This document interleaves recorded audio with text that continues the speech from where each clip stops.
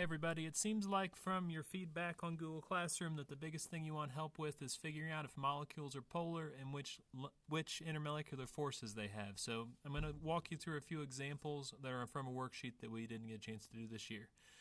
So here's a polyatomic ion, CHO2 with a -1 charge. Let's figure out if it's polar or not. So we first do an NAB table. When we do that, we find out that we can expect this to have 4 bonds. So if it has 4 bonds, we can go ahead and draw a Lewis dot structure for it.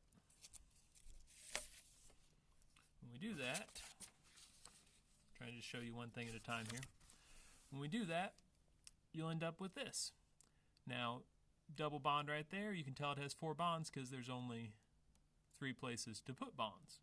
And then the whole thing has a -1 charge. So we know this is an ion, but is the interior of it polar or not? So we can't tell that from this picture. We have to actually make a 3D picture of it. Now, when we do that, 3 things around it means that it's going to be trigonal planar.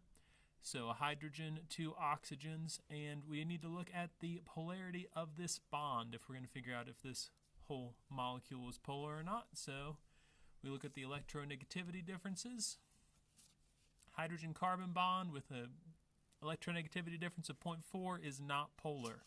A carbon-oxygen bond with an electronegativity difference of 1.0 is polar. So put our bond polarity arrows on those two, and we find out that this side is more negative, this side is more positive, and we find out it is, in fact, a polar molecule. I'm going to do some more examples of these as individual videos.